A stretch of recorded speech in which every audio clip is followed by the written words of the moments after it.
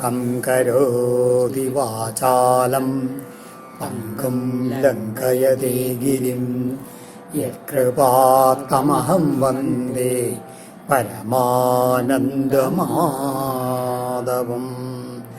ഓം നമോ ഭഗവതേ വാസുദേവായ. ഓം നമോ നാരായണായ. സദ്ഗുരുഭ്യോ നമഃ. ശ്രീമദ്ഭാഗവതം ഏകാദശസ്കന്ധം ഏകവിംശോധ്യായ 21-ാമത്തെ അധ്യായം. ശ്രീഭഗവാനുവാച യ ഏതാൻ മൽപതോ ഹിത്വാ ഭക്തിജ്ഞാനക്രിയാത്മകൻ ക്ഷുദ്രാൻ കാമാംശ്ചലൈ പ്രാണൈർ സംസരന്തി തേ. ആ ഭഗവാൻ കഴിഞ്ഞ അധ്യായത്തിലും ഈ അധ്യായത്തിലായിട്ട് ആ വേദങ്ങളിൽ പറഞ്ഞിട്ടുള്ള കാണ്ഡങ്ങൾ 3 തരത്തിലുള്ള കാണ്ഡങ്ങളുണ്ട്. അതനുസരിച്ചിട്ട് ഭഗവാനെ പ്രാപിക്കാനുള്ള 3 തരം യോഗങ്ങൾ, അതിന് അത്യന്തം ജ്ഞാനിയായിട്ടുള്ള ആൾക്കും അത്യന്തം ഭക്തനായിട്ടുള്ള ആൾക്കുണ്ടല്ലോ, പിന്നെ വിധി നിഷേധങ്ങളൊന്നും ബാധകമല്ല, നേരിട്ട് ഭഗവാനെ പ്രാപിക്കാൻ കഴിയും. പക്ഷെ അതുവരെ എത്തുന്ന ആൾക്കാർക്കുണ്ടല്ലോ വിധി നിഷേധങ്ങൾ, ഗുണദോഷങ്ങൾ, ഇതൊക്കെ വരും. ഇതൊക്കെ വേദങ്ങളിൽ പറഞ്ഞിട്ട് തന്നെ ആണേലും അതൊക്കെ എന്തിനു വേണ്ടിയിട്ടാണ് പറഞ്ഞിരിക്കുന്നത് എന്നൊക്കെ ഇനി ഈ അധ്യായത്തിൽ ഓരോരോ ശ്ലോകങ്ങളെ കൊണ്ട് വിസ്തരിക്കുകയാണ്. ഇതാണ് പറയുകയാണ് ഭഗവാൻ. ഇങ്ങനെ ഞാൻ പറഞ്ഞിട്ടുള്ള ഈ 3 മാർഗങ്ങളുണ്ടല്ലോ, ഭക്തി യോഗം, ജ്ഞാനയോഗം, അതുമാതിരി കർമ്മയോഗം, ഇതിനെയും 3-നെയും ഉപേക്ഷിച്ചിട്ട് ക്ഷുദ്രാൻ കാമാംശ്ചലേ പ്രാണൈർ വിഷന്ത, ഈ 3 ഇതുങ്ങൾ ചോദിച്ചാൽ വെറും ആഗ്രഹങ്ങളുടെ പിന്നാലെ അങ്ങനെ പോയിക്കൊണ്ട് അതിനെ സേവിച്ചിരിക്കുന്ന ആൾക്കാരുണ്ടല്ലോ, അവർ വീണ്ടും വീണ്ടും സംസാരത്തിൽ ഇങ്ങനെ വീണ് ഇങ്ങനെ അധപ്പതിക്കുകയേ ചെയ്യൂ എന്നാണ് ഭഗവാൻ പറയുന്നത്. അപ്പം എന്താ വേണ്ടത് വെച്ചാൽ അങ്ങനെയുള്ള ആൾക്കാരെ ഉദ്ദേശിച്ചുകൊണ്ടാണ് അവരെ മെല്ലെ മെല്ലെ ഉയർത്തിയിട്ട് വീണ്ടും ഈ യോഗങ്ങൾ വഴി ഭഗവാനിലേക്ക് പ്രാപിക്കാൻ എങ്ങനെയാണ് എന്നുള്ള രീതിയാണ് പറയുന്നത്. സ്വേ സ്വേധികാരേയാ നിഷ്ഠ സഗുണ പരികീർത്തിത വിപര്യസ്തു ദോഷസ്യാൽ ഉഭയോരേഷ നിശ്ചയാ. ഒരേ തരത്തിലുള്ള അവരവരുടെ അധികാരത്തിനനുസരിച്ചിട്ട് ചെയ്യുന്ന പ്രവൃത്തി ധർമ്മം ഉണ്ടല്ലോ, അതാണ് ആ നിഷ്ഠയാണ് അയാൾക്ക് ഗുണമായിട്ട് വരേണ്ടത്. അതനുസരിക്കാത്ത ചെയ്യുന്ന പ്രവൃത്തികളുണ്ടല്ലോ, ആ തൻ്റെ നിഷ്ഠ അനുസരിച്ച് അത് ആ പ്രവൃത്തി ദോഷമായിട്ടും വരും. അതാണ് ഗുണദോഷങ്ങളിലുള്ള തീരുമാനം അങ്ങനെയാണ് ഉണ്ടാവേണ്ടത് എന്നാണ്. ശുദ്ധ്യശുദ്ധി വിധീയേതേ സമാനിഷ്വപി വസ്തുഷു ദ്രവ്യസ്യ വിചികിത്സാർത്ഥം ഗുണദോഷൗ ശുഭാശുഭൗ. അതുമാതിരി ഒരേ തരത്തിലുള്ള വസ്തുക്കളാണെങ്കിൽ കൂടിയിട്ട് അതിൽ ഈ ആ ദ്രവ്യത്തിന് അതുമാതിരി ഇന്നത് ശുദ്ധമാണ്, ഇന്നത് അശുദ്ധമാണ് എന്നുള്ളത് എന്തിനു വേണ്ടിയിട്ടാണ്?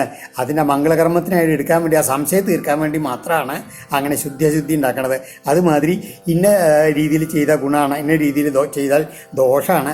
അതുമാതിരി ഇന്ന ഫലം ഇന്ന രീതിയിൽ ചെയ്താൽ അതിന് പുണ്യമായിട്ടുള്ള ശുഭമായിട്ടുള്ള ഫലം കിട്ടും, മറ്റത് അശുഭമാണ്. ഇങ്ങനെയുള്ള കൽപ്പനകളൊക്കെ എന്തിനു വേണ്ടിയിട്ടാണെന്ന് വെച്ച് കഴിഞ്ഞാൽ അത് ധർമാർത്ഥം, വ്യവഹാരാർത്ഥം, യാത്രാർത്ഥമിതി യാനഹ ദർശിരോയമ്മയാചാരോ ധർമ്മമുദ്വഹതാം ദുരം. അത് എന്തിനു വേണ്ടിയിട്ടാണെന്ന് വെച്ച് കഴിഞ്ഞാൽ ധർമ്മത്തിന് വേണ്ടിയിട്ടും അതുമാതിരി ഈ ലൗകിക വിഷയത്തിൽ ചരിക്കുന്ന സമയത്ത് അതിന് ഓരോ തരത്തിലുള്ള വ്യവഹാരത്തിന് വേണ്ടിയിട്ടും അതുമാതിരി യാത്ര ചെയ്യുന്ന സമയത്തും ഇതിനൊക്കെ വേണ്ടിയിട്ട് ഇതില്ലേ ഈ ധർമ്മഭാരത്തിനെ അത് വഹിക്കുന്ന ആൾക്കാർക്ക് ഇങ്ങനെയുള്ള ചില രീതികൾ, ശുദ്ധി അശുദ്ധി, അതുമാതിരി എന്താണ് ശുഭം അശുഭം, എന്താണ് ഗുണം ദോഷം എന്നുള്ളതൊക്കെ അങ്ങനെ നിശ്ചയിച്ചിരിക്കുകയാണെന്ന് പറയുന്നത്. കാലത്തിനും അതുമാതിരി പ്രവർത്തിക്കേണ്ട സമയത്തിനും എവിടെ വെച്ച് ചെയ്യണു, ദേശത്തിന്, ഇതിനൊക്കെ അനുസരിച്ച് കൊണ്ടാണ് ഇതൊക്കെ വരുന്നതെന്ന് പറയുകയാണ്. ഭൂമി അമ്പു അഗ്നി അനില ആകാശ ഭൂതാനാം പഞ്ചധാതവ ആബ്രഹ്മസ്ഥാവരാധീനം ശരീര ആത്മസംയുത. യഥാർത്ഥത്തിൽ ആലോചിച്ച് നോക്കിയാൽ ഈ പ്രപഞ്ചത്തിലെ എല്ലാ വസ്തുക്കളും ഒരേ മാതിരി തന്നെയാണ്. എന്താണ്?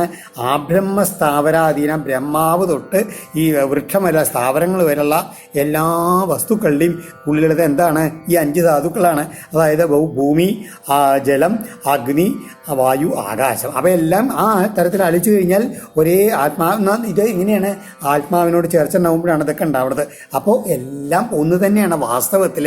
പക്ഷേ വേദേന നാമരൂപാണി വിഷമാണി സമേഷ്വപി ധാതു ശുദ്ധവകൽപ്യന്ത കൽപ്യന്തേ ഏതേഷാം സ്വാർത്ഥ സിദ്ധയേ. പക്ഷെ എന്തുണ്ട്, ഈ ഒരേ തരത്തിലുള്ള ഈ വസ്തുക്കളിൽ എന്തുണ്ടാവണു, ആ പല തരത്തിലുള്ള രൂപങ്ങളും നാമങ്ങളും അതങ്ങനെ കൽപ്പിക്കുകയാണ് ചെയ്യേണ്ടത്. എന്തിനാണ്, ഓരോ കാര്യത്തിൻ്റെ ആവശ്യത്തിന് വേണ്ടിയിട്ടാണ് വേദങ്ങൾ അങ്ങനെ ചെയ്തിരിക്കുന്നത്. അപ്പോൾ ആ നാമരൂപങ്ങളെ കൊണ്ടാണ് ഈ ഒരേ വസ്തുവായിട്ടുള്ള ഈ പഞ്ചഭൂതാത്മകമായിട്ടുള്ള ഒരേ വസ്തു പലതായിട്ട് കാണുന്നത് പറയുകയാണ്. ഇപ്പം അതില്ലേ പാത്രം, മണ്ണുകൊണ്ടുള്ള പാത്രങ്ങൾ പാത്രമായിട്ട് വരും, അല്ലെ അതിൻ്റെ വലുപ്പത്തിനനുസരിച്ച് പലതായിട്ട് ഇത് വരും. മാതിരി ആഭരണങ്ങൾ സ്വർണം കൊണ്ടുള്ളതാണെങ്കിൽ കൂടിയിട്ട് പല രീതിയിലും പല രൂപത്തിലും വരുമ്പോൾ അത് പലതായിട്ട് തോന്നണ മാതിരിയേ ഉള്ളൂ. വാസ്തവത്തിൽ ഇതെല്ലാം ഒന്ന് തന്നെയാണ് എന്ന തത്വം ആദ്യം മനസ്സിലാക്കണം. പിന്നെയോ ദേശകാലാദിഭാവാനം വസ്തൂനം മമ സത്തമ ഗുണദോഷോ വിലീയതേ നിയമാർത്ഥം ഹി കർമ്മണം. അങ്ങനെ ഈ നമ്മുടെ ആ ഒരു നിയമം വെക്കാൻ വേണ്ടിയിട്ട് കർമ്മങ്ങൾക്ക് ഒരു നിയമം ഉണ്ടാവണ രീതിയിൽ ചെയ്യണം എന്നുള്ളത് അതിന് അനുസൃതമായിട്ടാണ്, അല്ലെങ്കിൽ അതിന് വേണ്ടിയിട്ടാണ് ഈ ഇങ്ങനെ ആ ദേശത്തിനും കാലത്തിനും അതത്തിന് പദാർത്ഥത്തിനും അതൊക്കെ അതിനില്ലേ അതിനൊക്കെ ഓരോ തരത്തിലുള്ള ഗുണങ്ങൾ ദോഷങ്ങൾ അതൊക്കെ സങ്കല്പിക്കുന്നത് ഇതിന് വേണ്ടിയിട്ടാണ്, വേണ്ട രീതിയിൽ പ്രവൃത്തികൾ ചെയ്യാൻ വേണ്ടിയിട്ട്. എന്നിട്ട് ചെറിയ ഉദാഹരണങ്ങൾ പറയുകയാണ്. ആ കൃഷ്ണസാരോ ദേശാനം അബ്രഹ്മണ്യോ ശുചിത്വവേൽ കൃഷ്ണസാരോപ്യസൗവീര കീകടാ സംസ്കൃതേരിണം. ഇപ്പം നല്ല പ്രവൃത്തികൾ ചെയ്യാൻ ദേശങ്ങളുടെ കൂട്ടത്തിൽ നല്ല പ്രവൃത്തികൾ ചെയ്യാൻ എങ്ങനെയാണ്, കൃഷ്ണസാരം അതായത് ഇതിൽ കൃഷ്ണമൃഗം എവിടെ ഇല്ല ആ ദേശം അശുദ്ധാണെന്ന് പറയും. അപ്പോൾ അതായത് ഒരു യാഗമൊക്കെ ചെയ്യണം എന്ന് വെച്ചാൽ നല്ല കൃഷ്ണമൃഗം ഉള്ള ഒരു സ്ഥലം അന്വേഷിച്ച് പോകും. അതുമാതിരിയോ എങ്ങനെയാണ് അബ്രഹ്മണ്യ ബ്രാഹ്മണ ഭക്തി ഇല്ലാത്ത ആ സ്ഥലങ്ങളൊക്കെ ഉണ്ടല്ലോ അതൊക്കെ അശുചിയാണെന്ന് പറയും. പിന്നെയോ കൃഷ്ണസാര അസൗവീരക്ക് ഇനി അഥവാ കൃഷ്ണസാര ഉണ്ടെങ്കിൽ കൂടിയിട്ട് സത്തുക്കളായുള്ള ആൾക്കാരില്ലാത്ത ആ സ്ഥലങ്ങളിലോ അവിടെയൊക്കെ കീകട എന്നുള്ള വേദത്തിൽ പേതായിട്ട് പറയും. അതുകൊണ്ട് അതും ശുദ്ധിയല്ല എന്ന് പറയുകയാണ്. പിന്നെയോ അടിച്ചു തളിച്ച് ശുദ്ധിയാക്കപ്പെടാനുള്ള ഊഷരായിട്ടുള്ള സ്ഥലങ്ങളല്ലോ അതെല്ലാം അശുദ്ധങ്ങളാണെന്ന് അങ്ങനെ ദേശങ്ങളിങ്ങനെ പല രീതിയിൽ അങ്ങനെ സങ്കല്പിച്ചിട്ടുണ്ടെന്ന് പറയുകയാണ്. കർമ്മണ്യോ ഗുണവാൻ കാലോ ദ്രവ്യത സ്വത ഏവ വാ യഥോ നിവൃത്തതേ കർമ്മ സദോഷോ കർമ്മക സ്മൃത. ദ്രവ്യത സാധന വസ്തുക്കൾക്ക് എങ്ങനെ ഉണ്ടാവും, ആ എന്തെങ്കിലും വേറെ എന്തെങ്കിലും ചെയ്തിട്ടോ അല്ലെങ്കിൽ തന്നെത്താനോ സ്വാഭാവികമായിട്ടോ അതിന് ശുദ്ധികൾ ഉണ്ടാവും ദ്രവ്യ. അതുമാതിരി കർമ്മത്തിന് ഇതേമാതിരി കാലം സമയം ഇതൊക്കെ അനുസരിച്ച് കർമ്മത്തിനും ശുദ്ധി വരുമെന്ന് പറയുകയാണ്. അതില്ലേ ഏത് കാലത്താണ് കർമ്മം ചെയ്യണത്, അതായത് എങ്ങനെയെന്ന് വെച്ച് കഴിഞ്ഞാൽ ഇപ്പോൾ നല്ല യജ്ഞങ്ങളൊക്കെ ചെയ്യണം വേണ്ടി നല്ല വസന്തകാലം അല്ലെങ്കിൽ സാധനങ്ങളൊക്കെ വേണ്ട രീതിയിൽ കിട്ടുന്ന കാലത്താണ് യജ്ഞങ്ങൾ ചെയ്യണം. അപ്പോൾ ആ കാലത്തിനൊരു ഗുണം വെച്ച് എന്തുകൊണ്ടാണ്, സാധന കർമ്മത്തിന് പറ്റിയ കാലമായതുകൊണ്ടാണ്. അതുമാതിരി വല്ലാണ്ട് ചൂടും തില്ലൊന്നും ഇല്ലാണ്ട് മൃദുവായിട്ടുള്ള കാലാവസ്ഥയെ കഴിച്ചാൽ കർമ്മങ്ങൾ ചെയ്യാൻ ശുഭകാലമാണ്. പിന്നെയോ സാധനങ്ങൾ കിട്ടാണ്ടൊക്കെ വന്നു വെച്ചാൽ അത് അനുചിതമാണ് ആ കർമ്മം ചെയ്യാൻ, അതുകൊണ്ട് അതിന് അശുഭം എന്ന് പറയണു. ഇങ്ങനെയൊക്കെ ഉള്ളൂ എന്ന് പറയുകയാണ്. പിന്നെയോ ചില വസ്തുക്കളുണ്ടല്ലോ ഈ ഇതിൽ ജനിച്ച ഉടനെ തന്നെ അതിൽ അശൗചൻ്റെ 10 ദിവസം കഴിഞ്ഞു വെച്ചാൽ ഇതിൽ അത് കഴിഞ്ഞാൽ അശൗചം മാറിയിട്ട് ശുദ്ധമായി തീരും. ഇങ്ങനെ കാലം കൊണ്ട് ചിലതിന് ശുദ്ധി വരും. ഇങ്ങനെ കാലം കൊണ്ടുള്ള ദോഷങ്ങൾ ഉണ്ടാവാം.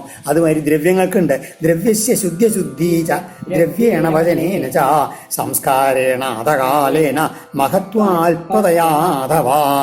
പദാർത്ഥങ്ങൾക്കും ഉണ്ട് ഇതേമാതിരി ശുദ്ധി. ഇതിൽ ചിലത് വാക്കുകൊണ്ട്, അതേമാതിരി ചില സംസ്കാരം കൊണ്ട്, ചിലത് കാലം കൊണ്ട്, അല്ലെങ്കിൽ വലുത് ചെറുത് എന്നുള്ള ഭേദം കൊണ്ട് ഇങ്ങനെയൊക്കെ അശുദ്ധി ഉണ്ടാവുമെന്ന് പറയുകയാണ്.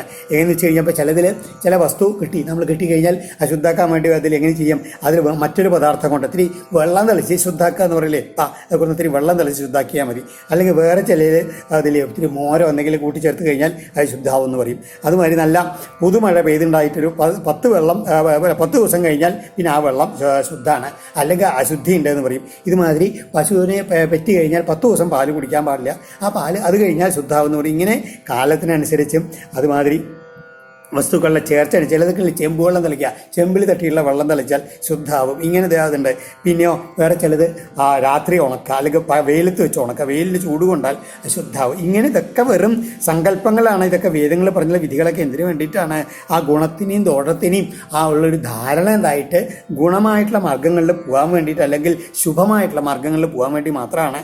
ശക്തിയാ അഥവാ ബുദ്ധ്യാ സമൃദ്ധ്യാ ചയതാത്മനി അഹം കുർവ കുർവന്തി യഥാ ദേശാവസ്ഥാനുസാരത. അതുമാതിരി പ്രവർത്തിക്കുന്ന ആളുടെ ശക്തിയും അശക്തിയും അറിവില്ലായ അതുമാതിരി സമ്പത്ത് സമൃദ്ധി ഇതൊക്കെ അനുസരിച്ച് ശുദ്ധിശുദ്ധികൾ ഭവിക്കണമെന്നാണ് പറയുന്നത്. അതായത് ഇപ്പോൾ ഒരു ചെറുപ്പക്കാരന് അതിലൊക്കെ കുട്ടിക്ക് ചെയ്യാൻ പറ്റുന്ന പ്രവൃത്തികൾ വയസ്സായാലും രാവിലെ നേരത്തെ എണീച്ച് കുളിച്ച് ചെയ്ത് പൂജകളൊക്കെ ചെയ്യണമെന്ന് പറഞ്ഞു കഴിഞ്ഞാൽ രോഗമുള്ള ആൾ അല്ലെങ്കിൽ വയസ്സായിട്ടുള്ള ആൾക്ക് അപ്പോൾ അയാൾക്കത് പറ്റില്ല. അതാണ് ആ ശക്തി കൊണ്ടും അശക്തി കൊണ്ടും അത് തീരുമാനിക്കാൻ ചെയ്യേണ്ടി വരുമെന്ന് പറയുകയാണ്.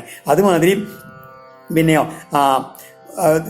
അസുഖം എന്നുള്ള ആൾക്കാർക്ക് അത് ചെയ്യാൻ പറ്റില്ല. അതുമാതിരി തന്നെ ഒരു എങ്ങനെയാണ് ദരിദ്രന്മാർക്ക് ഇതില്ലേ നല്ല ധനമുള്ള ആൾക്കാർക്കുണ്ടല്ലോ ഈ നല്ല ഭക്ഷണമൊക്കെ കഴിച്ചു കഴിഞ്ഞു വെച്ചാൽ ഈ അശുദ്ധ ആണ് ഭക്ഷണം ഒന്നും കഴിക്കാൻ പാടില്ല. അതിനെ കുറിച്ച് ദരിദ്രന്മാരായുള്ള ആൾക്കാർക്ക് അങ്ങനെ ശുദ്ധമായിട്ടുള്ള ഭക്ഷണമൊന്നും കിട്ടില്ല. അപ്പോൾ അവർക്ക് എന്താ വേണ്ട വെച്ചാൽ കിട്ടും. അപ്പോൾ അത്രയേ ഉള്ളൂ ഈ ശുദ്ധി അശുദ്ധി എന്നൊക്കെ പറഞ്ഞാൽ ദേശം കാലം ദ്രവ്യം ദ്രവ്യത്തിൻ്റെ പ്രയോജനം ഇങ്ങനെ പലതും വെച്ചുകൊണ്ട് ഇതിനൊക്കെ ശുദ്ധികൾക്കൊക്കെ മാറ്റം വരുന്നു പറയുകയാണ്. ധാന്യതാർവസ്ഥിതം തൂനം രസതേജസചർമ്മണം കാലവായു അഗ്നിമൃത്തോയൈ പാർത്ഥിവാനാം യുധായുധൈ. അതന്നെ ഇങ്ങനെ പല രീതിയിൽ വിസ്തരിച്ച് പറയുകയാണ്. ധാന്യദാർവസ്ഥിതം നൂനാം ധാന്യദാർവസ്ഥിതന്തൂനാം ധാന്യം അതുമാതിരി മരം എല്ല് അതുമാതിരി നൂലതൊക്കെ കണ്ടല്ലോ. രസ തൈജസ ചർമ്മണം പാല് മുതലായ ദ്രവ്യങ്ങൾ സ്വർണം മുതലായ ലോഹങ്ങൾ അതുമാതിരി മൃഗത്തോല മുതലായ വസ്തുക്കളൊക്കെ കണ്ടല്ലോ. പാർത്ഥിവാനം ഭൂമിയിൽ നിന്നുണ്ടായിട്ടുള്ള മറ്റു പദാർത്ഥങ്ങൾക്കും ഇങ്ങനെ പ്രത്യേകമായും കലർന്നും ഇരിക്കുന്ന എല്ലാത്തിനും കാല വായു അഗ്നിമൃത്തോയൈ കാലം വായു അഗ്നി മണ്ണ് വെള്ളം ഇതുകൊണ്ടൊക്കെ ശുദ്ധിയും അശുദ്ധിയും ഭവിക്കുന്നതാണ്. അത് ഒരു ദ്രവ്യത്തിന് മറ്റൊരു ദ്രവ്യം കൊണ്ടുണ്ടാവുന്നത് എങ്ങനെയെന്ന് പറയുകയാണ്. പറഞ്ഞില്ലേ നേരത്തെ നെല്ല് മുതലായുള്ള ധാന്യങ്ങളൊക്കെ കാറ്റത്തിട്ട ശുദ്ധമായി തീരും. അതുമാതിരി മരം കൊണ്ടുള്ള പാത്രങ്ങളൊക്കെ ഉണ്ടല്ലോ അതൊക്കെ അതിൽ വെള്ളം കഴിഞ്ഞിട്ട് ഇത്തിരി മണ്ണൊക്കെ കൂട്ടി തേച്ചാൽ ശുദ്ധമായി. ആനക്കൊമ്പ് എല്ല് മുതലായിട്ടുള്ള വസ്തുക്കളൊക്കെ വെയിലത്ത് വെച്ചാൽ ശുദ്ധാവും. പിന്നെയോ ഈ വസ്ത്രങ്ങളൊക്കെ വെള്ളത്തിൽ ഒരു തവണ മുക്കിയാൽ ശുദ്ധമായി. നെയ്യ് പാല് തേൻ മുതലായ ദ്രവ്യങ്ങളെ കണ്ടല്ലോ ഒന്ന് ചൂടാക്കി കാച്ചി കഴിഞ്ഞാൽ ശുദ്ധാവും. മൃഗങ്ങളുടെ തോല് അത് എണ്ണ ഇട്ട് വെച്ച് കഴിഞ്ഞാൽ ശുദ്ധമായി തീരായി. ഇമാതിരി ഭൂമിയിൽ ഉണ്ടാകുന്ന അനേക പദാർത്ഥങ്ങളിൽ ഓരോന്നിൻ്റെ അശുദ്ധി കളയാൻ വേറെ ഏതെങ്കിലും പദാർത്ഥങ്ങളെ കൊണ്ട് ചേർക്കാൻ പറ്റും. തളിക്കുക തേക്കുക ചൂട് പിടിപ്പിക്കുക അങ്ങനെ പ്രവൃത്തികളെ കൊണ്ടൊക്കെ പറ്റുകയാണ്. ഇങ്ങനെ ഈ ഗുണവും ദോഷവും വിചാരമുള്ള ബുദ്ധിയെ വർദ്ധിപ്പിക്കാൻ മാത്രമായിട്ടുള്ള ഇതില്ലേ ഈ വസ്തുക്കളുണ്ടല്ലോ അതൊക്കെ നമ്മുടെ സൗകര്യത്തിനനുസരിച്ച് നിവർത്തിക്കാവുന്നതാണ് വിട്ടുകളയാവുന്നതാണ്. അതൊക്കെ നമുക്ക് സൗകര്യത്തിനനുസരിച്ച് ഇതൊക്കെ ചെയ്യാൻ പറ്റൂ. പറഞ്ഞില്ലേ ഈ ശുദ്ധികളുടെ എങ്ങനെയെന്ന് വെച്ച് കഴിഞ്ഞാൽ ദേശത്തിന് കാലത്തിന് നമ്മുടെ ആരോഗ്യത്തിനൊക്കെ അനുസരിച്ചിട്ടാണ് ശുദ്ധിയും അശുദ്ധിയൊക്കെ ഉണ്ടാവുക എന്ന് പറഞ്ഞില്ലേ. അതായത് ഒരു ചില ഭക്ഷണം നെല്ല് അരിയൊക്കെ ഉണക്കിക്കഴിഞ്ഞു വെച്ചാൽ അത് ശുദ്ധാവെന്ന് പറഞ്ഞു. അതുമാതിരി ചോറ് വെച്ച് കഴിഞ്ഞിട്ട് ഇത്ര മണിക്കൂർ കഴിഞ്ഞാൽ അല്ലെങ്കിൽ ഒരു രാത്രി കഴിഞ്ഞാൽ അത് അശുദ്ധമായി. അപ്പോൾ അതൊക്കെ ചില തീരുമാനങ്ങളുള്ള ചില വ്യവസ്ഥകൾ. അതുമാതിരി ജലാശയം ചെറിയ ജലാശയം അത് വേഗത്തിൽ അശുദ്ധമാവും. നേരെ മറിച്ച് വലിയ കുളമാണെന്ന് വയ്ക്കുക വലിയ തടാകമാണെന്ന് വെച്ചാൽ അതിൽ അന്യജാതിക്കാരോ അല്ലെങ്കിൽ പണ്ടത്തെ നിയമങ്ങളാണ് അങ്ങനെ കയറി ഇറങ്ങിക്കഴിഞ്ഞു വെച്ചാലും അതിന് അശുദ്ധി എന്നില്ല വലിയ ജലാശയമാണെങ്കിൽ. അതുമാതിരി അപ്പോൾ വലിപ്പ ചെറുപ്പം കൊണ്ടുണ്ടാവാം. പിന്നെയോ അതേമാതിരി തന്നെ ഈ വസ്ത്രങ്ങളൊക്കെ എങ്ങനെയെന്ന് വെച്ച് കഴിഞ്ഞാൽ നമ്മൾ മുക്കി ശുദ്ധാക്കി കഴിഞ്ഞു വെച്ചാൽ ചളിയൊക്കെ പോയി കഴിഞ്ഞു വെച്ചാൽ അത് ശുദ്ധമായി തീരും. പിന്നെ അതിൽ ഇതേമാതിരി ദേശങ്ങൾ ചിലതിക്കൽ ഇപ്പോൾ നമ്മൾ രാവിലെ നേരത്തെ കുളിക്കണമെന്നൊക്കെ വേനൽക്കാലത്ത് വെച്ചൊക്കെ പറ്റും. നല്ല തണുപ്പ് കാലത്ത് പോയി കഴിഞ്ഞാൽ രാവിലെ കുളിച്ച് പൂജിക്കാനൊന്നും പറ്റില്ല. അപ്പോൾ തണുത്ത കാലത്ത് അവിടേക്ക് ചെന്ന് കഴിഞ്ഞാൽ കുളിക്കൊന്നും വേണ്ട. അത് ഒരു വേഷങ്ങളും അതെ ഇവിടെയൊക്കെയാണ് വെച്ചാൽ നല്ല ഒറ്റ മുണ്ടൊക്കെ എടുത്തിട്ട് ഇതായിട്ട് വേണം ഒറ്റ വസ്ത്രം മാത്രം ധരിച്ചിട്ട് വേണം അമ്പലത്തിന് അകത്ത് കയറാൻ എന്നൊക്കെ പറയും. നല്ല തണുപ്പ് കാലം നല്ല കോട്ടും ഇതൊക്കെ ഇട്ടിട്ട് വേണ്ടിയിട്ട് അമ്പലത്തിനകത്തേക്ക് കയറാൻ.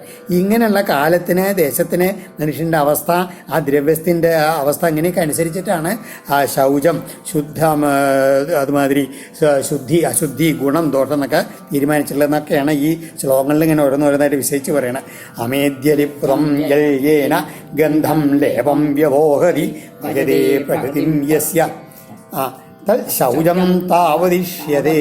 അതുമാതിരി ഒരു വസ്തുവിന് അതിൻ്റേതായിട്ടുള്ള എന്താ ശുദ്ധിശുദ്ധിന് അത് വേറൊന്നും ചേർന്നുകൊണ്ട് ഇപ്പം എങ്ങനെയെന്ന് വെച്ച് കഴിഞ്ഞാൽ സ്വർണ്ണത്തിൽ ഒരു മാലിന്യം വന്നു അതിന് കളങ്കം ഉണ്ടായി. ആ കളങ്കം എങ്ങനെയാണ് ആ കളങ്കം പോയി കഴിഞ്ഞാൽ സ്വർണ്ണം വീണ്ടും ശുദ്ധാവും. ചൂടാക്കുക എന്തെങ്കിലും ചെയ്തിട്ട് ശുദ്ധമായി കഴിഞ്ഞാൽ സ്വർണ്ണം ശുദ്ധമായി തീരും. അതുമാതിരി ഇതേമാതിരി വസ്ത്രങ്ങളിൽ എന്തെങ്കിലും അമൈദ്യോ എന്തെങ്കിലും ആയിക്കഴിഞ്ഞാൽ അതിൻ്റെ ഗന്ധം പോവുക ഒക്കെ നല്ലത് നന്നായി തിരുമ്മി ഉണക്കി കഴിഞ്ഞാൽ അതിന് നന്നായി അലക്കുക എന്നൊക്കെ പറയില്ലേ. അലക്കി കഴിഞ്ഞാൽ അതൊക്കെ പോയി കഴിഞ്ഞു വെച്ചാൽ അതിലോട് ചേർന്നുള്ള അശുദ്ധ വസ്തുക്കളിൽ നിന്ന് വിട്ടു നിന്ന് കഴിഞ്ഞാൽ അത് വീണ്ടും ശുദ്ധമായി തീരും. സ്നാന ദാന തപോവസ്ഥ വീര്യ സംസ്കാര കർമ്മഭി മത്സ്മൃത്യാജാത്മനശൗചം ശുദ്ധ കർമാചരേൽ ദ്വിജ. ഇനി ഇതൊക്കെ വസ്തുക്കളിലെ പറഞ്ഞു. ഇനി കർമ്മം ചെയ്യുന്ന ആൾക്കാരുടെ കർത്താവിൻ്റെ ശുദ്ധികളാണ്. അതെങ്ങനെയാണ്? സ്നാന ദാന തപോവസ്ഥ, നല്ല നന്നായി കുളിക്കുക, നല്ല സൽപാത്രങ്ങളിൽ നിന്ന് മാത്രം പലർക്കും ദാനങ്ങൾ ചെയ്യുക, അതുമാതിരി കൃച്ഛ്രാദി തപസ്സുകളൊക്കെ ധാരാളം നടത്തുക. പിന്നെയോ തപോ അവസ്ഥ, ഇതിൽ നല്ല ശക്തി ഉണ്ടായിരിക്കുക, ഉപനയനൊക്കെ വേണ്ട രീതിയിൽ കഴിഞ്ഞിരിക്കുക, ഇങ്ങനെയുള്ള പ്രവൃത്തികളൊക്കെ ഉണ്ടല്ലോ. അതൊക്കെ ചെയ്തു കഴിഞ്ഞാൽ പിന്നെയോ ഇത് വീര്യ സംസ്കാര കർമ്മവി, ഒപ്പം മത്സ്മൃത്യാജ്, എപ്പോഴും ഭഗവാനെ തന്നെ സ്മരിച്ചുകൊണ്ടിരിക്കുക. എന്നാൽ തന്നെ ആ കർത്താവ് പ്രവൃത്തി ചെയ്യുന്ന ആൾ എപ്പോഴും ശുദ്ധനായിട്ട് എന്ന് പറയുകയാണ്. പിന്നെയോ അതിനാണ് ആത്മനശൗചത്തൊക്കെ ആത്മാവിൻ്റെ ശുദ്ധിക്ക് വേണ്ടിയുള്ളതാണ്. ദ്വിജ ശുദ്ധ കർമ്മ ആചരയിൽ. ബ്രാഹ്മണൻ പ്രത്യേകിച്ച് എല്ലാവരും അതേ, പക്ഷേ പ്രത്യേകിച്ച് ബ്രാഹ്മണൻ എന്ത് പ്രവൃത്തി ചെയ്യുമ്പോഴും ഈ ഭാഗത്തുള്ള ശുദ്ധനായി കൊണ്ട് ചെയ്തുകൊണ്ട് മനസ്സുകൊണ്ടും ശരീരം കൊണ്ട് ശുദ്ധിയോട് കൂട്ടിയിട്ട് വേണം എല്ലാ ആചാരങ്ങളെയും ചെയ്യേണ്ടത്. മന്ത്രസ്യ പരിജ്ഞാനം കർമ്മശുദ്ധിർമതർപ്പണം ധർമ്മ സമ്പദ്യതേഷഭി അധർമ്മസ്തു വിഭല്യയ. ഇനി ഈ മന്ത്രം ചെല്ലുന്നത് അതിൻ്റെ ശുദ്ധി എവിടുന്നാണ് വരുന്നത്? അത് നന്നായി അറിഞ്ഞുകൊണ്ട് എങ്ങനെ ഉച്ചരിക്കണം എന്നൊക്കെ അറിയണം. അതുമാതിരി എന്താണ് അതിൻ്റെ അർത്ഥം അറിഞ്ഞു പോകുമ്പോഴാണ് ആ മന്ത്രത്തിന് ശുദ്ധി വരിക. പിന്നെയോ കർമ്മശുദ്ധി എപ്പോഴാണ് വരിക? മതർപ്പണം, ഈശ്വരനെ അർപ്പിച്ചുകൊണ്ട് പ്രവൃത്തി ചെയ്തു കഴിഞ്ഞാൽ ആ കർമ്മത്തിന് ശുദ്ധിയായി തീരും. പിന്നെയോ ഷഡ്ഭി ധർമ്മ സമ്പദ്യതേ. എന്താണ് ഈ ദേശം, കാലം, ദ്രവ്യം, കർത്താവ്, മന്ത്രം, കർമ്മം, ഇങ്ങനെ ആരും ശുദ്ധമായി കഴിഞ്ഞു വെച്ചാൽ ആ ചെയ്യുന്ന പ്രവൃത്തികളെല്ലാം ആ ധർമ്മം ആ പ്രവൃത്തികൾ ചെയ്ത് അതുകൊണ്ടെല്ലാം ആ ധർമ്മം ശുദ്ധമായിത്തീരും. അതല്ലാന്നുണ്ടെങ്കിലോ അധർമ്മമായി തീരും ചെയ്യും പറയുകയാണ്. ക്വചിൽ ഗുണോ വിദോഷസ്യൽ ദോഷോ വിവിധിനാ ഗുണ ഗുണദോഷാർത്ഥ നിയമ തൽബിധാമേവ ബാധതേ. അതുമാതിരി ചിലയിടത്ത് ഈ വിധി കൊണ്ട് ഗുണമായിട്ടുള്ളത് വേറെ ചിലയിടത്ത് ആ ദോഷമായിട്ടാണ് ഉണ്ടാവുക. അതുമാതിരി തന്നെ വേറെ ചിലത്ത് ദോഷമായിട്ടുള്ളതിന് ഗുണമായിട്ടും അതും കാലത്തിനും ദോഷത്തിനൊക്കെ അനുസരിച്ചിട്ട് ഉണ്ടാവും എന്ന് പറയുകയാണ്. സമാനകർമ്മ ആചരണം പതിദാനം ന പാതകം ഔത്പത്തികോ ഗുണസംഗോ ന ശയാന പതത്യഥാ. അതുമാതിരി അതാണ് സമാന കർമ്മ ആചരണം. ഒരേ തരത്തിലുള്ള പാപം അല്ലെങ്കിൽ അശുദ്ധമായിട്ടുള്ള കർമ്മം ഒരു താണജാതിയിലുള്ള ആൾ ചെയ്താലും അതുമാതിരി ഒരു പതിതനായിട്ടുള്ള ഒരാൾ ചെയ്താലും നല്ല ഉയർന്ന രീതിയിലുള്ള ഒരാൾ ചെയ്താലും തമ്മിലുള്ള വ്യത്യാസം ഉണ്ടെന്ന് പറയുകയാണ്. അതായത് ഒരു മദ്യപാനം ചെയ്യുക, നീതിനായിട്ടുള്ള ആൾ മദ്യപാനം ചെയ്യിച്ചാൽ അത്ര വലിയ ദോഷമൊന്നുമില്ലാതെ അവൻ്റെ സ്വഭാവം അങ്ങനെയാണ്. എന്നിട്ട് ബ്രാഹ്മണൻ ചെന്നിട്ട് മദ്യപാനം ചെയ്യുക അല്ലെങ്കിൽ മാംസം ഭക്ഷിക്കുക എന്നൊക്കെ പറഞ്ഞാൽ അത് മോശമായിട്ടുള്ള കാര്യമാണ്. ഏതുമാതിരി ന ശയാനപതത്യഥ. ഒരാൾ നിലത്ത് കിടക്കണം, അവിടുന്ന് വീണാൽ കാര്യമായിട്ടൊന്നും പറ്റാൻ പോകില്ല, അവിടെ തന്നെയല്ലേ കിടക്കണത്. നേരെ മരത്തിൻ്റെ മുകളിൽ ഇരിക്കുന്ന ആൾ പെട്ടെന്ന് താഴ്ത്തേക്ക് വീണം എന്താ ഉണ്ടാവുക? എല്ലൊടിയില്ലേ? അതുമാതിരിയാണ് അപശയാന എന്ന പദ്ധതി. താഴത്ത് കിടക്കുന്ന ആൾക്ക് പത്തില്ലേ, താഴത്തേക്ക് വീഴില്ല. അതുകൊണ്ട് നമ്മുടെ ആ അവസ്ഥയ്ക്ക് അനുസരിച്ചിട്ടും ഉണ്ട് ഈ ഗുണദോഷങ്ങളെന്ന് പറയുകയാണ്. യഥോ നിവർത്തേത വിമുച്യേത തതസ്തത ഏഷധർമ്മോ നൃണം ക്ഷേമ ശോകമോഹഭയാവഹ. ഇങ്ങനെ ഈ തരത്തിലുള്ള ഓരോരോ കർമ്മങ്ങളിൽ നിന്ന് എന്ത് ചെയ്യണം?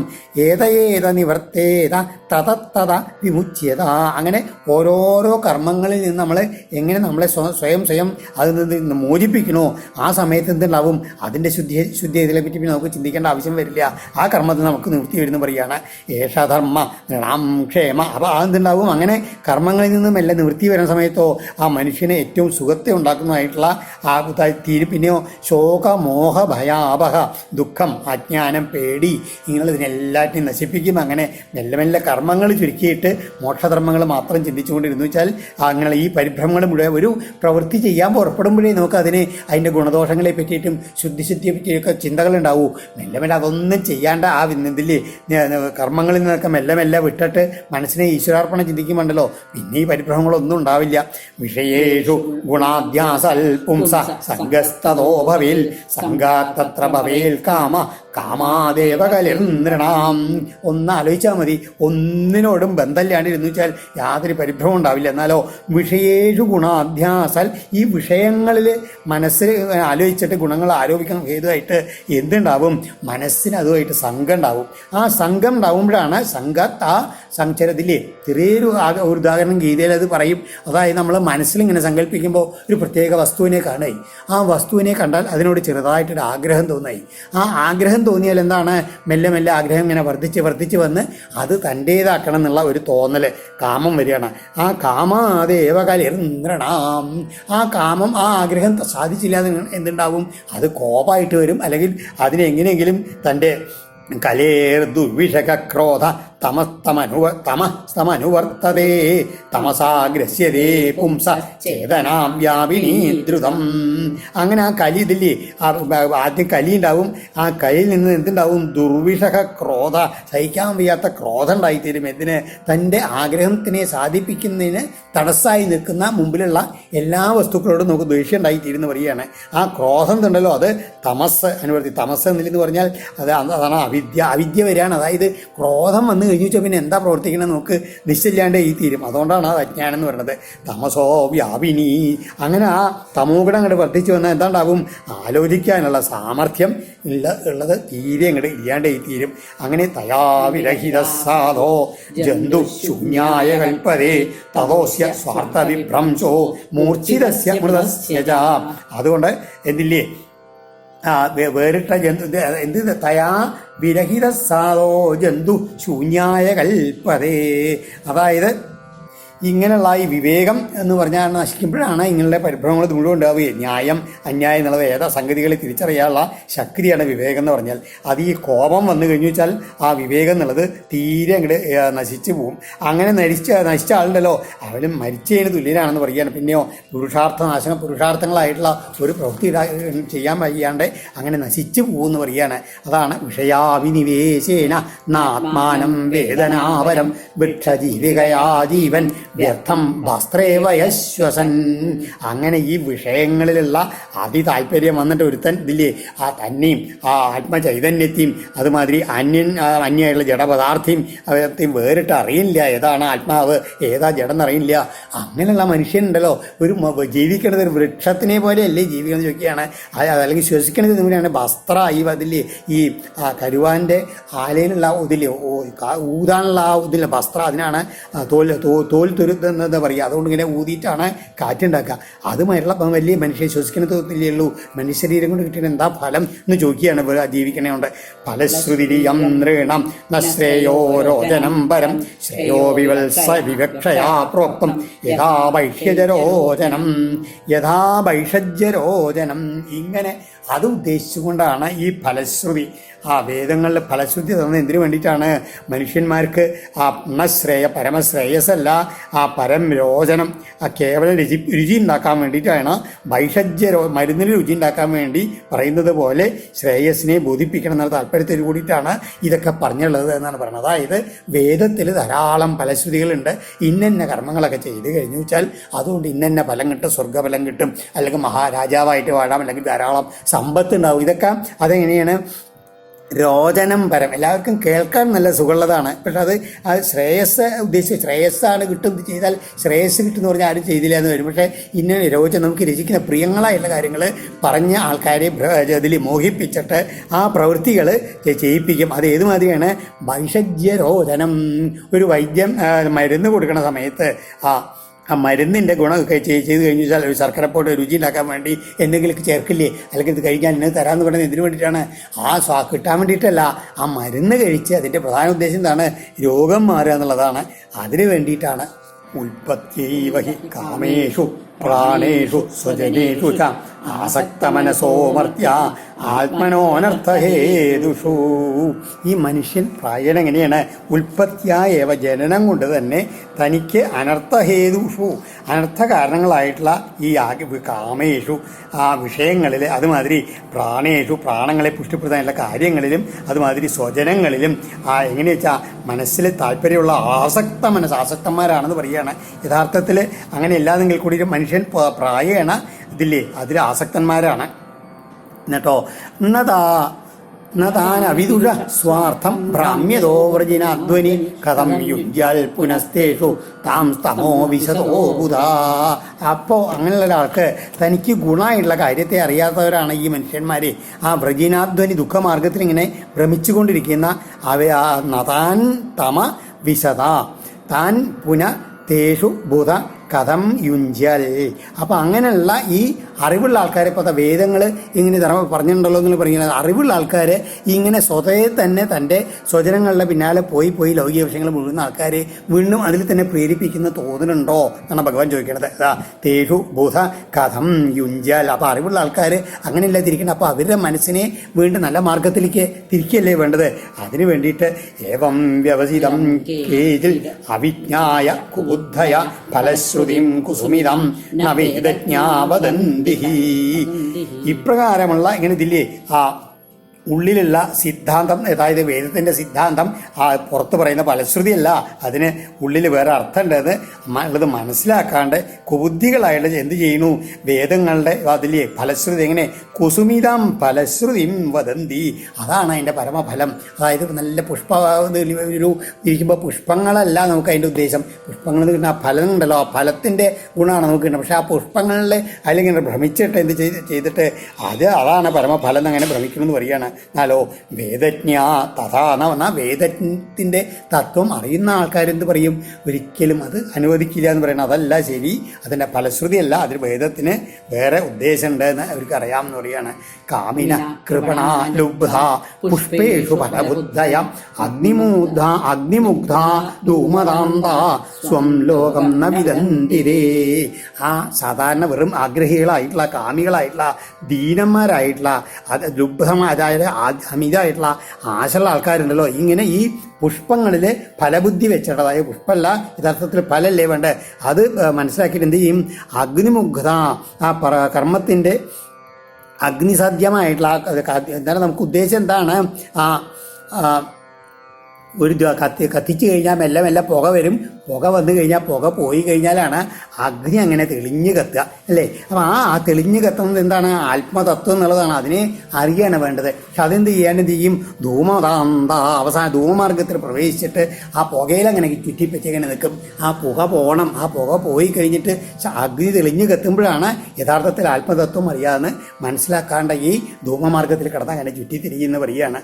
നരേ മാമംഗജാനന്തി ഹൃദിസ്ഥം യൈദം യദ ഉക്തശസ്ത്രാഹ്യസുതൃപോ യഥാ നീഹാര ചക്ഷുഷാ. അതുകൊണ്ട് ഉദ്ധവനെ വിളിക്കുകയാണ്. കർമ്മമാകുന്ന ഇങ്ങനെയുള്ള ഈ സാധനത്തോടു കൂടിയിട്ടുള്ള അതില്ലേ പ്രാണാദികളെ പോഷിപ്പിച്ച് ശ്രദ്ധിക്കുന്നവരായിട്ടുള്ള അവരെന്ത് ചെയ്യുന്നു, ഈ അന്ധകാരത്തിൽപ്പെട്ട കണ്ണുകളോടുകൂടി, അതായത് നീഹാര ചക്ഷുഷ മഞ്ഞ് മൂടിയിട്ട് നിൽക്കുന്നില്ലേ, മൂടൽ മഞ്ഞ് വന്നു കഴിഞ്ഞാൽ കണ്ണുകൊണ്ട് കാഴ്ച നേരാവണ്ണുണ്ടാവില്ലല്ലോ. അങ്ങനെയുള്ള എന്ത് ചെയ്യുന്നു, അവരതിലങ്ങനെ കണ്ണോടുകൾ കൂടിയിട്ട് യഥാ ഹൃദിസ്ഥം മാം ന ജാനന്തി ഈ ഇതം യഥ, അതായത് അങ്ങനെ ഉള്ള ഒരാൾക്കാരെന്ത് ചെയ്യും, പ്രവർത്തിച്ചുകൊണ്ട് മുഴുകിയിരിക്കുന്നില്ല ഈ ഇതിൽ പ്രപഞ്ചമാണ് സത്യം എന്ന് മനസ്സിലാക്കിയിട്ട് ഇതിൻ്റെ ഉള്ളിൽ നിന്നെല്ലാം അല്ലെങ്കിൽ ഇതിനെല്ലാം കാരണമായിക്കൊണ്ട് എല്ലാവരുടെയും ഹൃദയത്തിലിരിക്കുന്ന എന്നെ മനസ്സിലാക്കാണ്ട് അവരങ്ങനെ പ്രവർത്തിച്ചു കൊണ്ടിരിക്കുന്നു പറയുകയാണ്. ഏതാ ഉക്തശസ്ത്രൂപോ, അതായത് പ്രാണാദികളെ പോഷിപ്പിക്കാൻ വേണ്ടി വെറും ലൗകിക വിഷയങ്ങളിൽ അങ്ങനെ മുഴുകി പരിശ്രമിച്ചുകൊണ്ടിരിക്കും. യഥാർത്ഥത്തിൽ ഉള്ളിലുള്ള എന്നെ അറിയൂല. തമേ മതം അവിജ്ഞായ പരോക്ഷം വിഷയാത്മക ഹിംസായം യതിരാഗസ്യൽ യജ്ഞയേവ ന ചോദന. അവരെന്ത് ചെയ്യും, ഇങ്ങനെ വീണ്ടും വിഷയത്തിൽ ആഗ്രഹം വർദ്ധിച്ചിട്ട് ആ യഥാർത്ഥത്തിലുള്ള ആ വേദത്തിൻ്റെ തത്വം, അത് എൻ്റെ തത്വം തന്നെയാണ്, അത് അവിജ്ഞായ, അത് അറിയാണ്ട് കർമ്മങ്ങളെ എങ്ങനെ ചെയ്തുകൊണ്ടിരിക്കും. അപ്പോൾ വേദങ്ങളിൽ പറഞ്ഞുള്ള രീതിയിൽ ധാരാളം യാഗങ്ങൾ ചെയ്യും, അതിൽ അനവധി മൃഗങ്ങളെയൊക്കെ വധിക്കും. ആ ഹിംസയിൽ അങ്ങനെ താല്പര്യം വർദ്ധിച്ച് വന്നിട്ടോ യജ്ഞേയേവ ചോദന എന്ന ആ യജ്ഞം യാഗത്തിൽ മാത്രം ശ്രദ്ധിക്കണമെന്നേ ഉള്ളൂ. എന്താണ് യജ്ഞം ഈശ്വരാർപ്പണമായിട്ട് ചെയ്യേണ്ടതാണെന്നുള്ള ഭാവം അവർക്ക് ഇല്ലാണ്ടത് ആയിത്തീരുന്ന പറയുകയാണ്. ഹിംസാവിഹാര ഹ്യാലഭൈ പശുഭി സ്വസുഖേച്ഛയാ യജന്തേ ദേവതാ യജ്ഞേ പിതൃഭൂതപതിൻഖലാ. അവരെന്ത് ചെയ്യും, ഇങ്ങനെ വധിക്കപ്പെട്ട പശുക്കളെ കൊണ്ട് തങ്ങളുടെ ആഗ്രഹങ്ങളെ താല്പര്യത്തിന് വേണ്ടി മാത്രം ഇങ്ങനെ ദുഷ്ടന്മാരായിട്ടുള്ള അവരെ പലതരത്തിലുള്ള യജ്ഞങ്ങൾ തുറത്തിട്ട് ആരെയാണ് സന്തോഷിപ്പിക്കുക, ദേവതകളെയും പിതൃക്കളെയും ഭൂതപതികളെയും അവരെയൊക്കെ ഇങ്ങനെ സന്തോഷിപ്പിച്ചുകൊണ്ട് വെറും വലിയ രാജസവും താമസമായിട്ടുള്ള യജ്ഞങ്ങൾ ധാരാളം ചെയ്യും. സ്വപ്നോപമമും ലോകമസന്തം ശ്രവണപ്രിയം ആശിരോ ഹൃദി സങ്കല്പ്യ ത്യജന്ത്യർത്ഥൻ യഥാവണി. ഈ സ്വപ്നതുല്യമായിട്ടുള്ള പരമാർത്ഥത്തിൽ അസന്തം, ഈ പരമാർത്ഥത്തിൽ ഇല്ലാത്തതായിട്ടുള്ള എന്നാലോ കേൾക്കാൻ നല്ല സുഖം ഉണ്ടേനും അങ്ങനെയുള്ള ഈ ലോകം ഇതുണ്ടല്ലോ, ആ സുഖം എന്തൊന്നുമില്ല, ഈ ലോകവും അമും ലോകം പരലോകത്തെയും അതിലെ സുഖങ്ങളെ വിഷയസുഖങ്ങളെ മാത്രം സങ്കല്പിച്ചുകൊണ്ട് എന്ത് ചെയ്യും, കച്ചവടക്കാരനെമാതിരി ഇങ്ങനെ ധാരാളം മുതൽ സമ്പത്തുകളൊക്കെ എന്താ ഈ കച്ചവടക്കാരനെ മാറ്റി പറയണത്, കച്ചവടക്കാരൻ ലാഭം ഉണ്ടാവാൻ വേണ്ടിയിട്ടാണ് എപ്പോഴും പ്രവർത്തിച്ചുകൊണ്ടിരിക്കുക, അല്ലാണ്ട് നഷ്ടം ഉണ്ടാവാൻ ഒരിക്കലും പ്രവർത്തിക്കില്ല. അതുമാതിരി ഇവിടെ കർമ്മങ്ങൾ ചെയ്യുന്ന സമയത്തും എന്താണ് ഉദ്ദേശം, അമും ലോകം മറ്റേ പരലോകത്ത് ചെന്ന് കഴിഞ്ഞാൽ അവിടെയും സുഖം ഉണ്ടാവണം എന്നുള്ള ഭാവത്തോടു കൂടി വരും. ഇവിടെയുള്ള അത് പക്ഷേ സ്വപ്നോപമാണ്, സ്വപ്നതുല്യമാണെന്ന് മനസ്സിലാക്കാണ്ട്, പരമാർത്ഥത്തിൽ ഇല്ലാത്തതാണെന്ന് മനസ്സിലാക്കാണ്ട് ഈ കേട്ടിട്ടുള്ള വിവരം കൊണ്ട് അവിടെ സുഖം ഉണ്ടായെന്ന് ധരിച്ചുകൊണ്ടാണ് ഈ പ്രവൃത്തികൾ മുഴുവൻ ചെയ്യണത്. രജസത്വതമോ നിഷ്ഠ രജസത്വതമോജുഷ ഉപാസത ഇന്ദ്രമുഖ്യൻ ദേവാദിന്ന തഥൈവം. രജസത്വതമോ നിഷ്ഠ, രജസ് സത്വം തമസ്, ഇങ്ങനെ 3 ഗുണങ്ങളിൽ അങ്ങനെ സ്ഥിതി ചെയ്യുന്ന ആൾക്കാരുണ്ടല്ലോ. ആ രജസ് സത്വം തമസ് എന്നുള്ള ഈ ഗുണങ്ങളുള്ള ഈ എല്ലാ ദേവന്മാരും ഭൂതപതികളും എല്ലാവരും എങ്ങനെയെന്ന് വെച്ച് കഴിഞ്ഞാൽ ഈ ഗുണങ്ങൾക്ക് അധീനന്മാരാണ്. അപ്പോൾ അവർ ഇന്ദ്രമുഖ്യന്മാരായിട്ടുള്ള ദേവകളെയൊക്കെ ഉപാസിക്കണം. എന്നാലോ ഈ ഗുണങ്ങൾക്കെല്ലാം അതീതനായിട്ടുള്ള ന തഥൈവമാം, എന്നെ യഥാർത്ഥത്തിൽ ഭജിക്കില്ല. അവർ ഈ ഗുണങ്ങളിൽ അങ്ങനെ മുഴുകി ആ ദേവതകളെ മാത്രം ഭജിച്ചുകൊണ്ടിരിക്കും. ഇഷ്വേക ദേവതായജ്ഞൈർ ഗദ്വാരം സ്യാമഹേ ദിവി തസ്യാന്തൈഹ ഭൂയാസ്മ മഹാചാല മഹാകുല. ഈ ലോകത്തിൽ ഇങ്ങനെ ഞാൻ അങ്ങനെ വസിച്ചുകൊണ്ട് ധാരാളം യജ്ഞങ്ങൾ ചെയ്തിട്ട് ഈ ദേവതകളൊക്കെ അവരെ സന്തോഷിപ്പിച്ചിട്ട് സ്വർഗത്തിൽ പോയിട്ട് ആ രംസ്യാമഹേ, ഞാനങ്ങനെ അവിടെ രമിക്കും. അതിൻ്റെ അവസാനത്തിൽ ഉണ്ടല്ലോ വീണ്ടും ഈ ഭൂമിയിൽ തന്നെ തിരിച്ചു വന്നിട്ട് വലിയ വീടും അതുമാതിരി സമ്പത്തും ശ്രേഷ്ഠന്മാരെയൊക്കെ ആയിട്ട് വീണ്ടും വീണ്ടും അങ്ങനെ വരും. അതങ്ങനെ സങ്കല്പങ്ങൾ അങ്ങനെ ഭ്രമിച്ചിട്ട് ഇതില്ലേ ഏവം പുഷ്പിതയാവാച വ്യാക്ഷിപ്തമനസം നൃണം മാനിനാം ചാതിസ്തബ്ധാനം മദ്വാർത്താവി നരോചതേ. ഇങ്ങനെ ഈ വേദത്തിൽ പറഞ്ഞിട്ടുള്ള പുഷ്പതുല്യങ്ങളായിട്ടുള്ള വാക്കുകളിൽ ഇതിലെ വ്യാക്ഷിപ്ത ഓർമ്മ അതിൽ മുഴുകിയിട്ടുള്ള മനസ്സുകളോട് കൂടിയിട്ടുള്ള എന്ത് ചെയ്യും, ദേഹാഭിമാനികളായിട്ട് അധികാരവും ഗർവവും വർദ്ധിച്ചു കൂടിയിട്ട് ഈ മനുഷ്യർക്കുണ്ടല്ലോ മദ്വാർത്താവി നരോചതേ.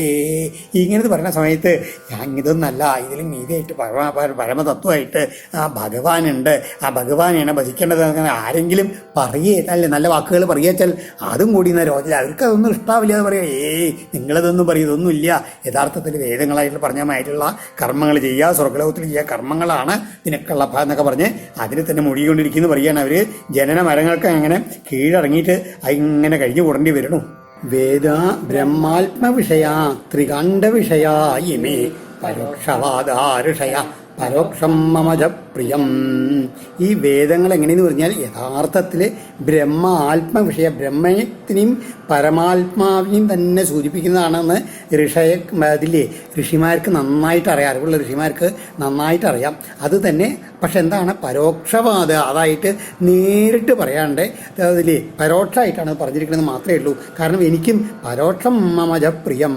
അങ്ങനെയാണ് ഈ ത്രികാണ്ഡ വിഷയ, ഈ 3 കാണ്ഡങ്ങളുണ്ടല്ലോ, കർമ്മകാന്ഡം, ഉപാസനാകാന്ഡം, ജ്ഞാനകാന്ഡം എന്നുള്ള 3 കാണ്ഡങ്ങളോട് കൂടിയുള്ള വേദത്തിൽ പറയുന്നത് മുഴുവൻ യഥാർത്ഥത്തിൽ ബ്രഹ്മസ്വരൂപിയായിട്ടുള്ള എൻ്റെ തത്വം തന്നെയാണെന്നാണ് ഭഗവാൻ പറയണത്.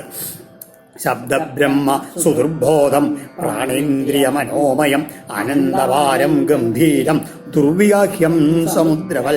എന്നാൽ ഈ ശബ്ദബ്രഹ്മം തന്നെ പറയാം വേദങ്ങൾക്ക്. ഈ വേദങ്ങൾ എന്ന് പറഞ്ഞാൽ സുദുർബോധം, പ്രാണൻ, ഇന്ദ്രിയൻ, മനസ്സ്, ഇതുകൊണ്ടൊക്കെ ഇത് നിറഞ്ഞിരിക്കുന്നതാണെങ്കിൽ കൂടി ഇതുകൊണ്ട് യഥാർത്ഥത്തിൽ ആർക്കും മനസ്സിലാക്കാൻ കഴിയാത്തതാണ്. അത് ഏതുമാതിരി ദുർവികാഹ്യം അനന്തപാരം ഗംഭീരം സമുദ്രവൽ. ഒരു സമുദ്രം പോലെ സാധാരണക്കാർക്ക് പ്രവേശിക്കാനും അതിൻ്റെ ആഴമളക്കാനും അക്കരെ കടക്കാനും ഒക്കെ വളരെയധികം ബുദ്ധിമുട്ടുള്ളതാണ് എന്ന് പറയുകയാണ്. മയോപബൃംഹിതം ഭൂമ്ന ബ്രഹ്മണ ആനന്ദശക്രിന ഭൂതേഷു ദോഷരൂപേണ വിശേഷൂർണേവ ലക്ഷ്യതേ. ഈ യഥാർത്ഥത്തിൽ എങ്ങനെയാണ് ബ്രഹ്മണ അനന്തശക്തനായിട്ടുള്ള ഈ ഇതിലെ ഭൂമാവായിട്ടുള്ള അനന്തശക്തി സമ്പന്നനായിട്ടുള്ള എന്നിൽ അധിഷ്ഠിതമായിട്ടുള്ള ഈ ഇതുണ്ടല്ലോ ഈ വേദങ്ങൾ എങ്ങനെയെന്ന് വെച്ച് കഴിഞ്ഞാൽ വിശേഷ ഉർണേവ ലക്ഷ്യത, ഒരു താമര വളയത്തിൽ നൂലെന്ന് പോലെ എല്ലാ സർവ്വപ്രാണികളിലും നാദരൂപത്തിൽ ഇരിക്കുന്ന ആ ശബ്ദമുള്ള അറിവ്, അത് യഥാർത്ഥത്തിൽ വേദം തന്നെയാണെന്ന് വിദ്വാൻമാർക്ക് മാത്രം അറിയാമെന്ന് പറയുകയാണ്. ആ ഭഗവാന്റെ രൂപം, ആ നാദബ്രഹ്മം എന്നുള്ള രൂപത്തിൽ എല്ലാവരുടെ ഉള്ളിലും ഉണ്ടത്. എന്നല്ലോ യഥോർണനാഭിർ ഹൃദയാൽ ഹൃദയാദൂർണാമുദ്വമതേ മുഖാൽ ആകാശാൽ ഘോഷവൻ പ്രാണോ മനസാസ്പരിശരൂപിണ. ഈ 8 കാലി തൻ്റെ ഹൃദയത്തിൽ നിന്നുണ്ടാകുന്ന ആ ഒരു ചെറിയൊരിതുകൊണ്ട് നൂലുകൊണ്ട് അത് മുഖത്തുകൂടെ കൊണ്ടുവന്നിട്ട് മെല്ലെ മെല്ലെ എങ്ങനെ വന്നിട്ട് ഈ പ്രപഞ്ചം മുഴുവൻ വല ഉണ്ടാക്കി തീർന്നില്ലേ, അതുമാതിരി ആകാശാത് ഘോഷവൻ പ്രാണോ മനസാസ്പരിശരൂപിണ. ആ മനസ്സിൻ്റെ ഉള്ളിൽ നിന്ന് ഇതേമാതിരി ഉണ്ടാകുന്ന ആദ്യത്തെ ശബ്ദം ഉണ്ടല്ലോ, അതിങ്ങനെ ആ പരാ പശ്യന്തി മധ്യമ വൈഖരി എന്നുള്ള രൂപത്തിൽ മെല്ലെ മെല്ലെ പുറത്ത് വന്നിട്ട് എന്ത് ചെയ്യും? ഛന്തോമയോ അമൃതമയ സഹസ്രപദവിം പ്രഭു ഓങ്കാര വ്യഞ്ജിത സ്പർശ സ്വരോഷ്മാന്തസ്ഥഭൂഷിതം. അങ്ങനെ ആ ഛന്തമയ അമൃതമയ ആയിട്ടുള്ള ആ അതായത് ഛന്തസ്സുകളാൽ ആയിട്ടുള്ള ആ നല്ല അമൃതമായിട്ട് തത്വം പറഞ്ഞുള്ള വേദങ്ങളുണ്ടല്ലോ, അതെന്ത് എങ്ങനെയാണ്? ആദ്യം ഓങ്കാരം എന്നുള്ള രൂപത്തിൽ പുറത്തു വരും. ആ ഓങ്കാരം തന്നെ അതിൻ്റെ വ്യഞ്ജനങ്ങൾ, സ്പർശങ്ങൾ, ഊഷ്മാന്തങ്ങൾ എന്നുള്ള പല രീതിയിലുള്ള ഇതൊക്കെ സ്വരങ്ങളും വ്യഞ്ജനങ്ങളുമായിട്ട് അങ്ങനെ അനവധി അക്ഷരങ്ങളായിട്ടാണ് മാറിയിട്ട് ഈ ആദ്യത്തെ നാദം ഇതുണ്ടല്ലോ, വിചിത്ര ഭാഷാവിതം ഛന്തോഭി ചതുരുത്തരൈ അനന്തപാരം ബൃഹതിം ശ്രീയത്യാക്ഷിപതേ സ്വയം. ഇങ്ങനെ ഈ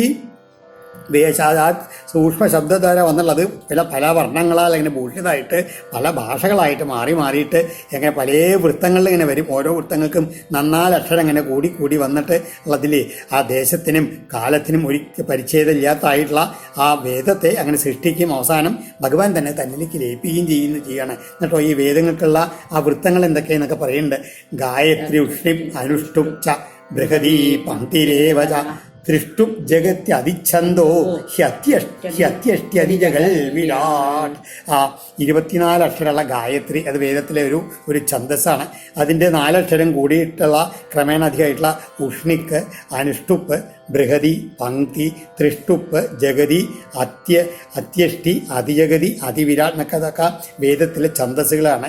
ഇങ്ങനെയുള്ള ഇതെല്ലാം ഉണ്ടല്ലോ, ഇങ്ങനെ വേഗം വലുതായിട്ട് വന്നു. പറഞ്ഞില്ലേ, ആദ്യം ഒരു 8 കാലിൽ തെള്ളുന്ന പശുവെന്ന് വലിയ പ്രപഞ്ചം ഉണ്ടായ മാതിരി തന്നെ ആ നാദത്തിൽ നിന്ന് ആദ്യം ഉണ്ടായുള്ള നാദത്തിൽ നിന്ന് അത് പ്രണവമായി മാറി. പിന്നെ അത് പലതായി അറിവ് വലിയ വലുതായി വന്നതാണ് വേദങ്ങൾ മുഴുവൻ. കിംവിധത്തേ കിമാജഷ്ടേ കിമനൂദ്യവികൽപ്പയേൽ ഹൃദയം ലോകേ നാന്യോ മദ്വേദ കശ്ചന. ഇങ്ങനെ ഈ പുറത്തു വന്നുള്ളതില്ലേ, ഇതുകൊണ്ട് കർമ്മകാണ്ഡുണ്ട് പറഞ്ഞു. കർമ്മകാണ്ഡം എന്നുള്ള രീതിയിലുണ്ട്. അതുമാതിരി ഉപാസനാകാന്ഡം എന്നുള്ളതുണ്ട്. ഈ ജ്ഞാനകാന്ഡം എന്നുണ്ട്. അതെങ്ങനെയെന്ന് വെച്ച് കഴിഞ്ഞാൽ കർമ്മകാണ്ഡത്തിൽ പല വിധികൾ ചെയ്യും, എങ്ങനെയാണ് കർമ്മങ്ങൾ ചെയ്യേണ്ടതെന്നുള്ളത്. പിന്നെ ഉപാസനാകാന്ഡത്തിൽ ഏത് ദേവതയെ ഉദ്ദേശിച്ചുകൊണ്ടാണോ ഈ കർമ്മത്തിലുള്ള കർമ്മങ്ങൾ ചെയ്യേണ്ടത് ആ ദേവതയെ പ്രകാശിപ്പിച്ചുകൊണ്ടുള്ളതാണ് അതിൽ ഉപാസനാകാന്ഡങ്ങൾ. പിന്നെ ജ്ഞാനകാന്ഡമാകുമ്പോൾ എന്താകും? ഇതെല്ലാം ദേവതകൾ പലതാണെങ്കിലും ഇതിലേക്ക് നിഷേധിച്ച് അവസാനം പരമമായുള്ള താല്പര്യ തത്വം എന്താണ്? ഏകം സത്ത് എന്നുള്ള ഞാൻ മാത്രമാണെന്നുള്ള ഭാവത്തിലേക്ക് ആ ജ്ഞാനകാണ്ഡത്തിൽ അങ്ങനെ എത്തിച്ചേരും. അങ്ങനെ ഉള്ള ഈ വേദത്തിൻ്റെ യഥാർത്ഥ താല്പര്യം ആ ഞാനൊഴിച്ച് മറ്റാർക്കും അറിയില്ല. ഉദ്ധവ എന്ന് പറയുകയാണ്, നാന്യോ മദ്വേദ കശ്ചന, ഞാനല്ലാണ്ട് ആർക്കും ഈ വേദത്തിൻ്റെ പരമമായിട്ടുള്ള തത്വം എന്നുള്ളത് അറിയില്ല. മാം വിദത്തേ മാം വികൽപ്യാവോഹ്യതേ ത്വഹം ഏതാവൻ സർവവേദാർത്ഥ ശബ്ദ ആസ്ഥായ മാം ഭിദാം മായാമാത്രമനുദ്യാം പ്രതിഷിധ്യ പ്രസീദതി. അതുകൊണ്ട് ഈ കർമ്മകാണ്ഡത്തിൽ യജ്ഞരൂപിയായിട്ടുള്ള എന്നെ ആദ്യം വിധിക്കും. അത് കഴിഞ്ഞിട്ട് ഉപാസനാകാന്ഡത്തിൽ ആ യജ്ഞരൂപിയായിട്ടുള്ള എനിക്കുള്ള ഓരോ രൂപങ്ങൾ തന്നുകൊണ്ട് എന്നെ പ്രകാശിപ്പിക്കും. പിന്നെയോ ജ്ഞാനകാന്ഡ ആകുമ്പോഴോ അതെല്ലാം വികൽപ്പിച്ച് നിരാകരിച്ചിട്ട് ഞാൻ മാത്രമേ ഉള്ളൂ അവസ്ഥയിലേക്ക് എത്തും. ഇങ്ങനെ വേദം എന്ത് ചെയ്തു? എന്നെ ആശ്രയിച്ചിട്ട് ഈ മായാമാത്രമായിട്ടുള്ള ദ്വൈത പ്രപഞ്ചത്തെ ആദ്യം ഉണ്ടാക്കി തീർക്കും. ഇങ്ങനെ പലതും ഉണ്ടാക്കി തീർക്കും. അവസാനം നിഷേധിച്ചിട്ട് സർവ്വ വ്യാപാരങ്ങളിൽ നിന്ന് നിവർത്തി മാർഗത്തോടുകൂടി അവസാനം എന്നിൽ എന്നിൽ തന്നെ എത്തിച്ചേരുകയും ചെയ്യും. കാരണം എന്ന് വെച്ച് കഴിഞ്ഞാൽ അദ്വൈത വേദാന്ത പ്രകാരം ഇതൊന്നും ഉണ്ടായിട്ടേ ഇല്ല. അപ്പോൾ ആദ്യം ഉണ്ടായി എന്ന് പറഞ്ഞ വലിയ സങ്കല്പ വികല്പങ്ങളെ കൊണ്ട് ഈ പ്രപഞ്ചവും അതിൻ്റെ തത്വങ്ങളും എല്ലാം ഉണ്ടാക്കി തീർത്ത അവസാനം ഒന്നും ഇല്ല എന്ന് പറഞ്ഞ അവസാനം എന്നിൽ തന്നെ മായാമാത്രമനുദ്യാന്തേ പ്രതിഷിധ്യ പ്രസീദതി, അവസാനം ഇതൊന്നുമില്ല എന്നും പറഞ്ഞിട്ട് വാസ്തവത്തിൽ ഭഗവാൻ മാത്രമേ ഉള്ളൂ എന്ന് പറഞ്ഞിട്ട് എന്നിൽ അങ്ങോട്ട് വന്ന് ചേരും ചെയ്യും. ഇതാണ് എല്ലാ വേദങ്ങളുടെയും താല്പര്യം എന്ന് മനസ്സിലായിക്കൊള്ളൂ ഉദ്ധവ. ഓം ശ്രീകൃഷ്ണാർപ്പണമസ്തു. ഇത് ശ്രീമദ് ഭാഗവതീ മഹാപുരാണേ ഏകാദശ സ്കന്ധേ ഏകവിംശതിതമോധ്യായ സർവത്ര ഗോവിന്ദനാമ സങ്കീർത്തനം. ഗോവിന്ദ ഗോവിന്ദ.